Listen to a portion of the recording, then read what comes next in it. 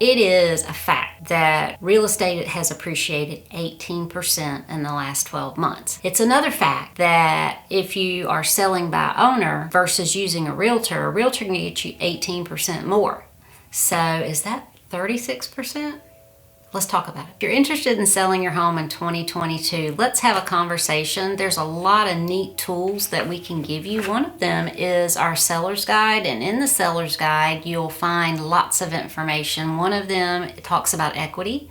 Another one talks about why using a realtor is beneficial to help you sell your home. One of the first things I talk to sellers about is what are their goals, because that helps me help them in deciding how to price their home. So there are some times where a seller may choose an aspirational price, so we try to get as much value as we can out of the property.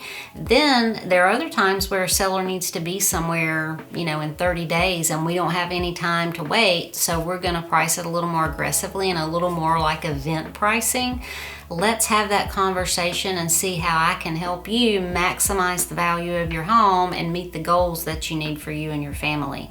It doesn't cost you anything. Free, and it's painless. I promise it'll be painless. I don't make anybody cry anymore.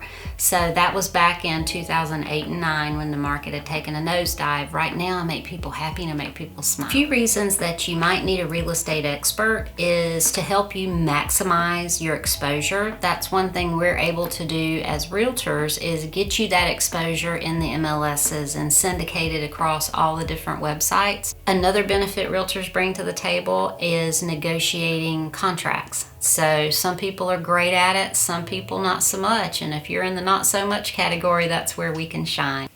Your real estate expert should be there to help you maximize the equity that you've banked up in your home. Just think of your home like a bank, and that's what the market has given us. The market has given us a gift of 18% growth, 18% equity. So there are people who have tons and tons of equity in their homes now, and they can use that not only